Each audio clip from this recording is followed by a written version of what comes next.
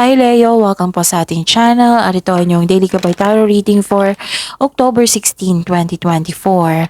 Please bear in mind that kung naka-resonate kayo, comment down. Kung hindi kayo naka-resonate, ibigay niyo po sa iba kasal channel reading po ito.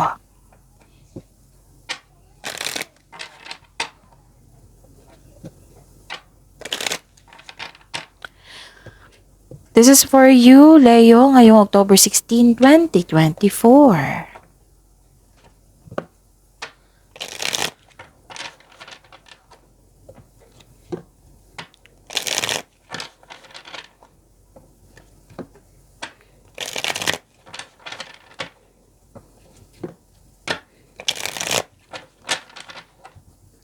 Para po ito sa inyo, Leo, ngayong October 16, 2024.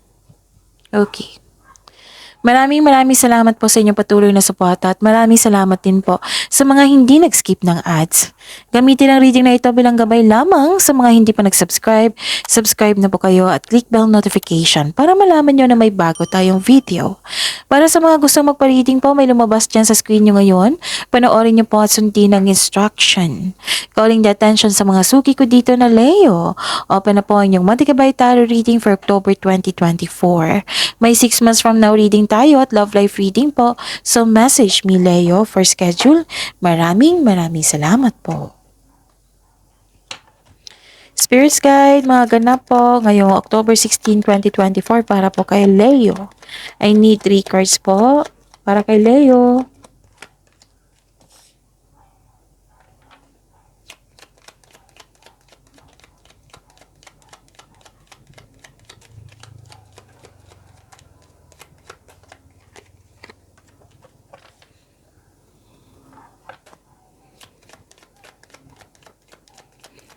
Leo.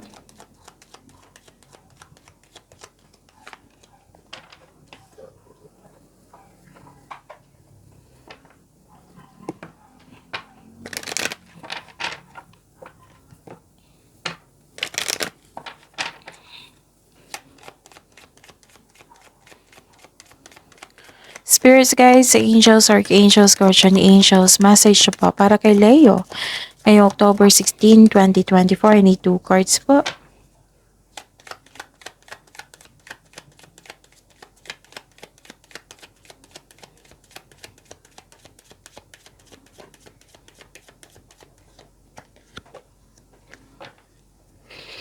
Okay, Leo. Ngayong October 16, 2024, may nakita ko ditong may kausap ka, pwedeng amo mo ito, wiser, mentor, or malapit sa puso mo. Ano tawag dito, Leo? Nag-uusap kayo regarding sa big business, pwedeng sa career and money nyo. Tapos, isa siya sa dahilan na bumalik yung confidence mo. You have a power, authority, protection, andito po. Nakita ko rin dito na mas lumawak yung ambisyon mo sa buhay. Nag-update ka kung saan ka na sa goal mo sa buhay.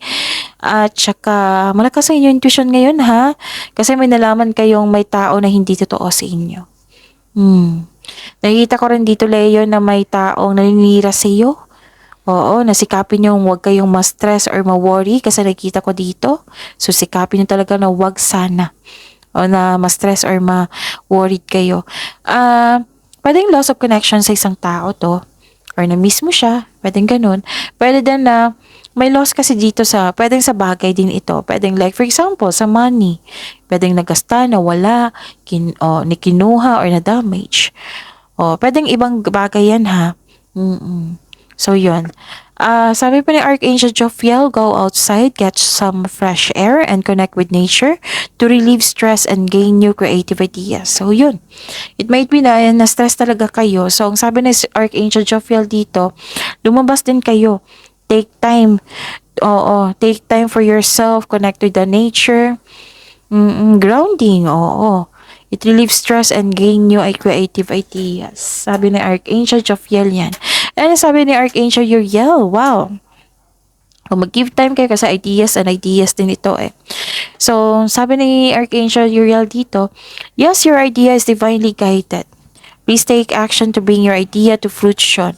May binigay na blessing sa inyo which is ideas. Ito yung ideas dito is divinely guided. Bigyan niyo po daw ng action. Sabi po ni Archangel Uriel para magkaroon ng abundance, para mamunga ito. Leo. Spirits guide, ano po yung energy ni Leo ngayong October 16, 2024?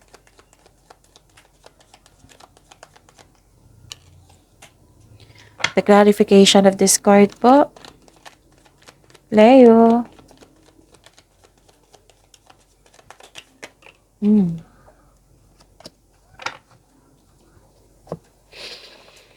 Okay, remember Leo, at the end of the day, alam mo na ikaw lang ang taong may kakayahan at responsable na gumawa ng sarili mong katotohanan at kinabukasan. So ano yung energy mo? Leo, busy. Busy kayo. Naging creative kayo, busy kayo. So this is a clarification of your cards here. Dalawang card nagsabi dito na may binigay na idea sa inyo at nagiging busy kayo. So take an action talaga kasi yan yung request ni Archangel Uriel sa inyo na pagyamanin nyo. Granted yung manifestation nyo din. Very creative kayo, inspired kayo ngayon. Full of power. So this is clarification of your cards here. Nagkaroon ng adaptation sa pagbabago. You're coming into your power. Yes. Granted yung manifestation nyo ha, may parating na blessings po. So this is to remind you na this coming opportunity will be used for clear intention only. You're a very talented person, lahat gagawin para makuha ang gusto. So with the divine assistance, all things are possible. You can make your imagination real. Wow, ang ganda ng mga mensahe Leo. Nakikita ko rin dito na sobrang busy nyo, di ba? Hard work, productivity, nakikita ko dito. Bagong kasanayan at kalaman. So, this card reminds you, kapag ginawa mo ang gusto mo, mamahalin mo ang ginagawa mo. So, may tagumpay dito sa pananalapi, sa kaperahan po. So, ano to pagtaas to. Yung nakikita ko yung tagumpay dito. So, keep up the great work. Hard work at dedikasyon sa trabaho man o sa negosyo for financial prosperity. Nag-aaral din kayo ng new skills para ma-increase yung income nyo. Yes. Spirits guide. This is career and money, ha? And the clarification of this card po. Leo.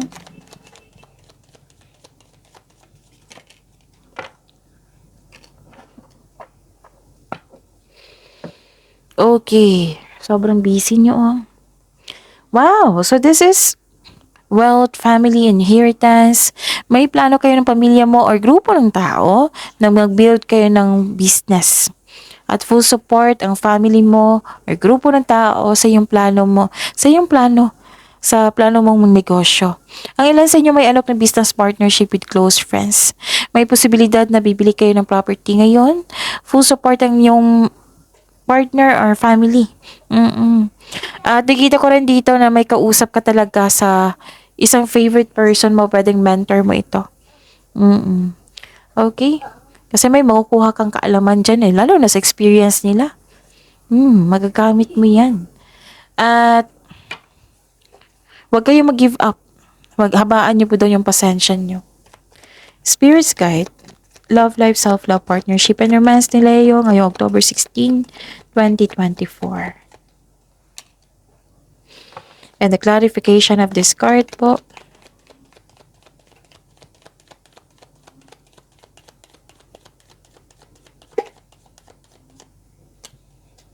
Okay. Maraming salamat po sa patuloy na tiwala at suporta sa ating channel at maraming salamat din po sa mga hindi nag-skip ng ads. So, yun. Nagkaroon ng balansa dito sa mga single. Buhos ang oras mo sa pag-aaral or trabaho. Wala na kayong time sa inyo sarili. Pagbalansa ay kailangan dito. Ganon din man sa mga may relasyon or sa buhay mag-asawa. So, give time. Okay? At nakikita ko rin dito na wow, this is success. Nag-spend time talaga kayo sa inyong family or sa people who inspire and motivate you. Kanina pa to eh. May sinasabi rin dito na makatagpo ka ng kapareha through friends connection. Sa mga relasyon sa buhay mag-asawa, this card tells you na mas mag-grow pa ang inyong relasyon. May plano kayo mag-travel dito or mag-decorate ng inyong bahay. So, increase confidence, ha? Oo. Kailangan mong labanan talaga and work your skills. Don't give up.